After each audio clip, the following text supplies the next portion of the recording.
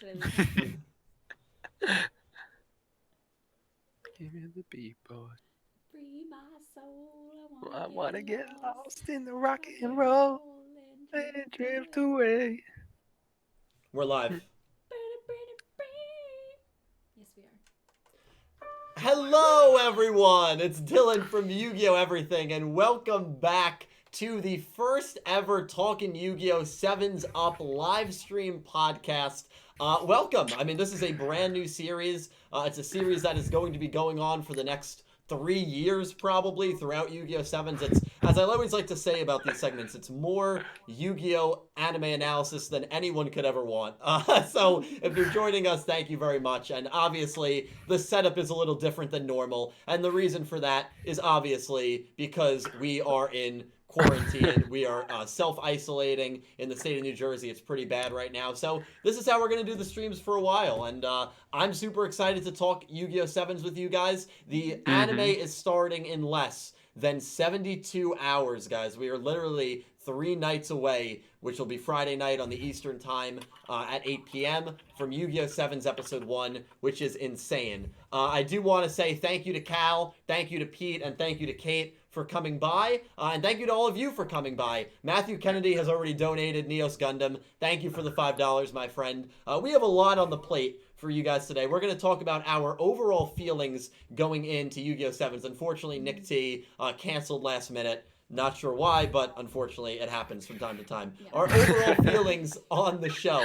We're going to talk about just kind of a discussion on the characters. What character we kind of resonate with, some predictions we have, some concerns. Goha City and Mr. Goha, probably the most fascinating element of the show in the early going for me. It seems like Goha really could be this really horrible, really like dictator-run city. We kind of saw a little scene recently where the drones have facial scan recognition abilities. We're going to talk about that. We're going to talk about our thoughts on the very first opening 1. I'm sure most of you have heard it by now. And we're going to make predictions about 2 characters that, as Pete said before, we know nothing about. Yuga versus Hologram Man. We are going to be making our predictions. And yeah, we're all hyped. Kate, how are you feeling about things? This is going to be your first Yu-Gi-Oh! It is. Yeah. I mean, I watched a little bit of Reigns. I watched maybe 12, 15 episodes, but then stopped. But I'm very excited. I'm just excited. I don't really have much more to say. Yeah, that's fair. Pete, Caliber, I want to start with you guys.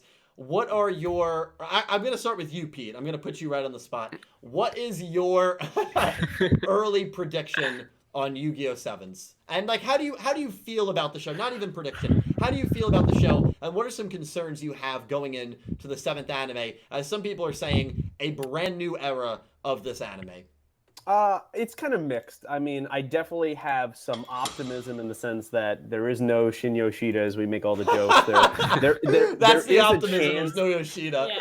Yeah, because there is a chance to maybe flesh out female characters on the show and do things that we're not used to in the similar mold of the previous 6 shows. However, I do have apprehension based on the different like art styles that are happening and the way there's a different game in the rush duels and how all that's going to work with the lore, with the 1000th episode coming up. So I do have some concerns, but overall, I'm excited to just get started. It's been a long, like 6 months or so. I really can use some new stuff. Yeah. That's very fair. Caliber, how are you feeling about it, man? I mean, as always, I have my expectation is I'm optimistic. I'm hopeful, I guess you would say. I think, like, again, from the beginning when we first saw it, a lot of people were saying it doesn't look like Yu-Gi-Oh! You know, it looks like something that's made for maybe geared towards a younger audience, which, you know, some people think it's geared towards a younger audience to begin with, but it really isn't. But now the characters being 11 years old, they're in middle school or elementary school. I think they're in elementary school. Yeah, it's like elementary school but 7th grade, right? Yeah. So it's like one or the other. But or maybe I'm making up the 7th grade thing because of the 7s. I think one of them is in 6th grade. So kind of middle school there, I guess. Yeah.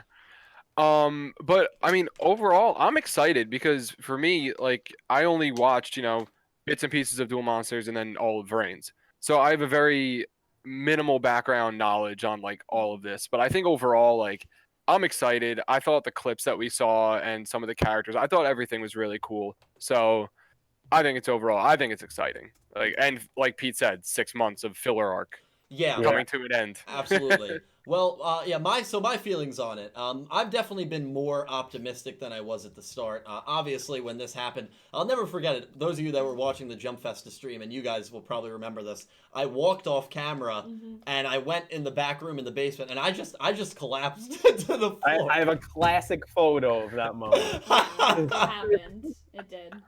I just collapsed because I was like, what is going on?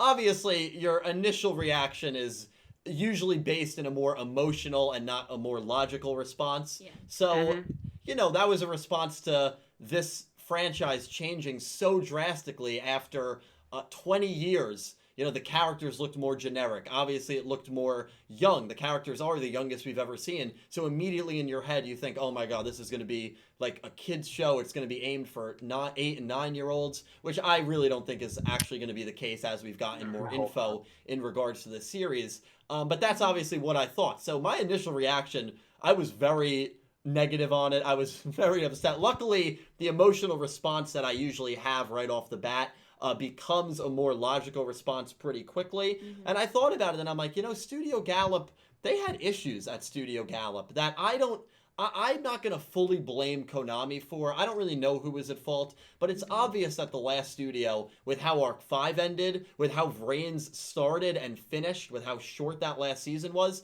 it's obvious that Studio Gallup was having massive issues. Even if you look at their workload, in the early 2000s, Studio Gallup was animating all of these different anime outside of Yu-Gi-Oh! After Yu-Gi-Oh! 5Ds, they became a one-trick pony. They were only animating Yu-Gi-Oh! All of a sudden, they didn't seem to have the budget or the staff or the will to animate any other shows. And because of that, you had a situation where it was clearly a studio that was going under, and Konami had to make what I'm sure was a difficult decision in going to a different studio. But I can't really fully fault them for that. And when I realized that, I'm like, you know what? The girl characters they're a meme in Yu-Gi-Oh! I mean, they really are. And the fact that we have a different studio with new blood, not the studio part, but a new writer and a new director, that is what I really wanted more than anything else. And we got that. And it came at a major cost. But obviously, that's something that I'm optimistic about. I'm optimistic because I think this show will be maybe a little more mature than people think, than I myself think right off the bat.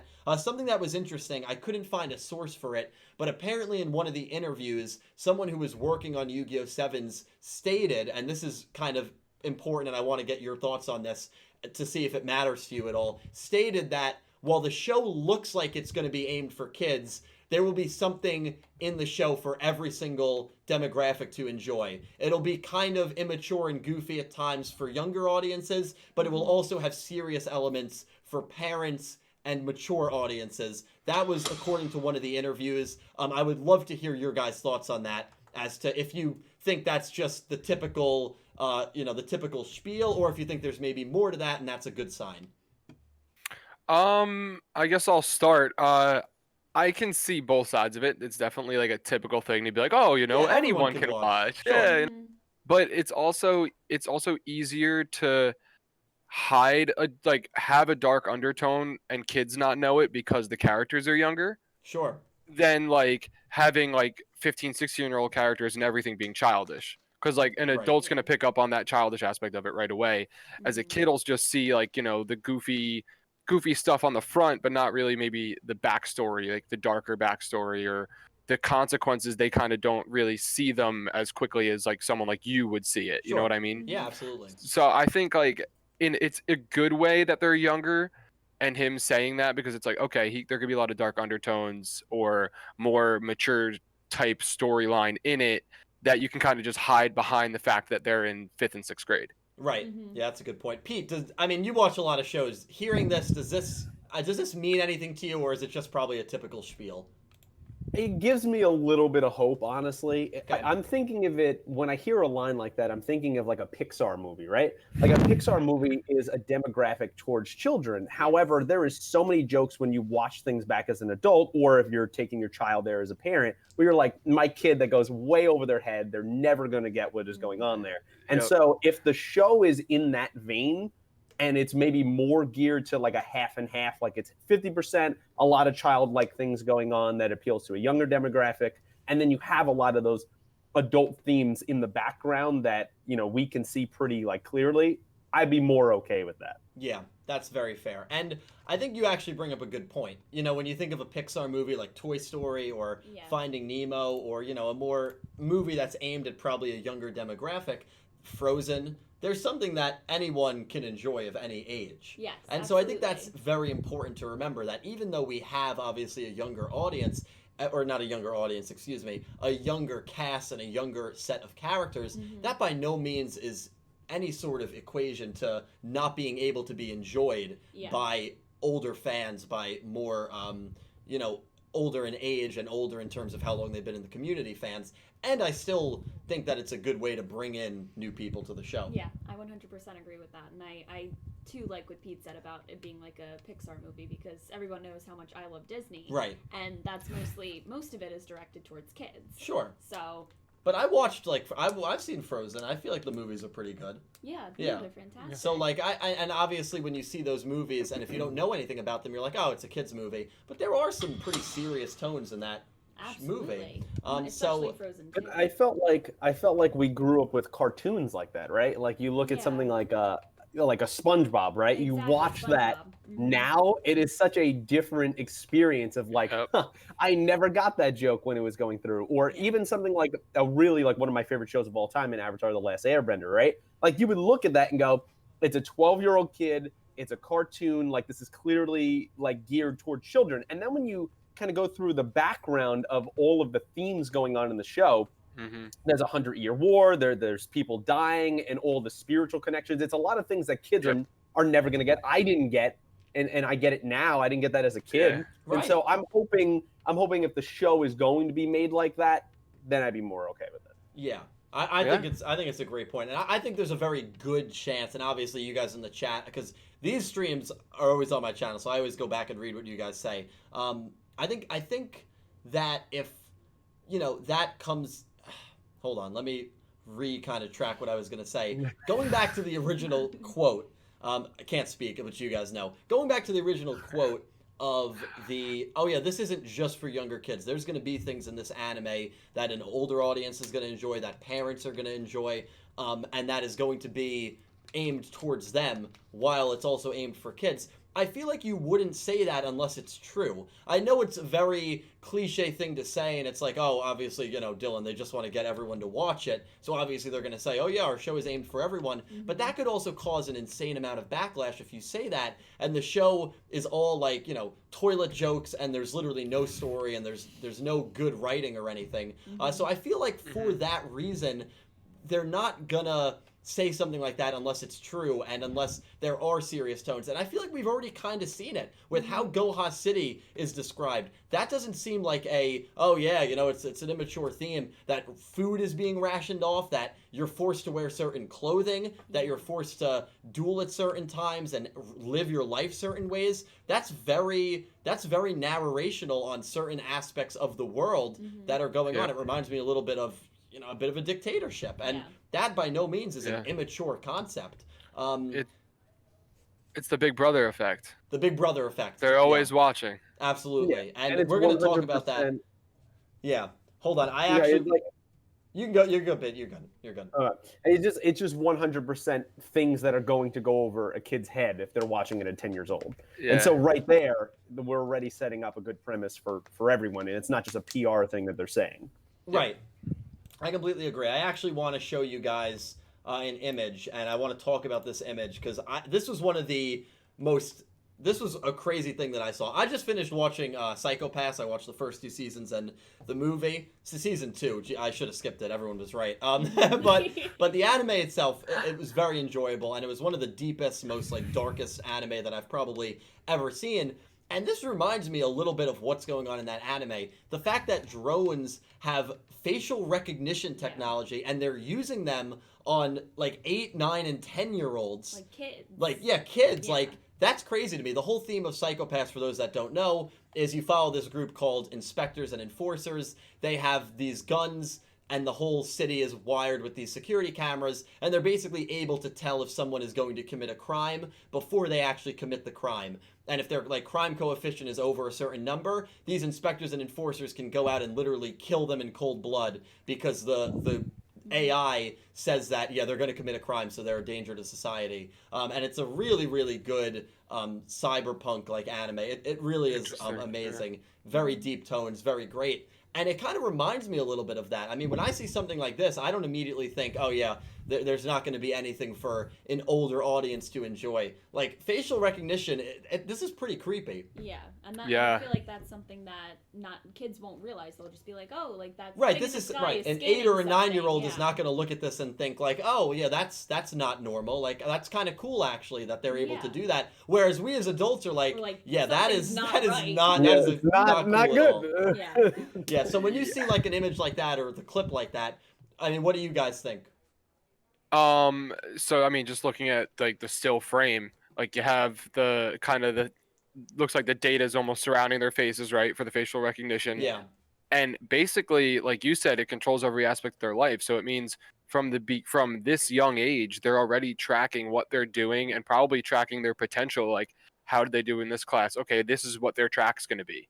Like every action that they make gets put, and I guess like this is like I guess my assumption is like they would put it in some sort of formula that kind of just spits out, all right, you know, little Jenny 7 years old is looking like she's going to be a teacher when she gets older, you know what I mean? But like stuff like that that's literally it's like yeah, that's literally what Psychopaths did, where they would it's like predictive technology. Yeah, they would predict your entire life. And what this image doesn't show, if you watch the full clip, which I'm sure some of you guys in the audience have seen it, if you watch the full clip, the drone is scanning all the faces, and then the drone scans Yuga's face, the main protagonist, and he looks a little out of it and upset or disgruntled, and the drone literally goes over to him and starts talking to him. I don't know what's being said because there's no subs on the clip, but that shows to me that like this drone is able to even tell the emotions of people and is able to go to people and talk to people. And I'm sure all of this data is being collected by Goha Corporation and by Mr. Goha, that really menacing looking leader at the top of the pedestal.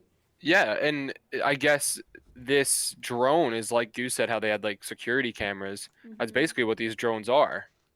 And then they go around and I guess they communicate with the people. I guess they kind of see, maybe if they see something is off, they kind of communicate with them like, hey, this shouldn't be happening. You should be doing this. Or like, you don't really know how deep it goes, which I think is very cool. The whole city aspect also, Pete, because you're starting 5Ds, you're through like a dozen episodes now, and the whole like really crappy city and way of living aspect, that's a pretty big theme early on and really throughout 5Ds. Do you kind of get, because I myself get a little bit of Neo Domino City vibes from this, except it's more, you know, technologically advanced. Do you get those same vibes? Oh, 100%. And I was gonna say that. So it's funny you were reading my thoughts there. But not only 5Ds, but even in GX, of like you're setting up these social hierarchies almost, where if you're predicting, because we see this in the real world of like, you know, in other parts of the world where you take tests at a young age, and this is, hey, you're a worker, or hey, you're going to school and you're going to be one of the intelligent people, quote unquote, of society. And so if Goha City has something set up like that, we're going to get a very GX vibe of the 3 different classes that they had in the Duel Academy, right? You can go from red to blue to yellow, and they all mean different things, right? And you get blue at the top and yellow and then red. And then when you go over to Neo Domino City in 5Ds, you have a situation where you have people clearly on the top in Neo Domino City, and not so much where from you say where it's coming from. Nobody cares what happens in Satellite whatsoever. Yeah. And so they're seen as garbage. So if you have kind of drones coming over and checking your emotions and making sure, like, you know, or if you're okay, it seems on the surface maybe to a kid watching like, oh, that's so nice of them. But you realize that they're collecting data. We see this even in games like Watch Dogs, right? If you're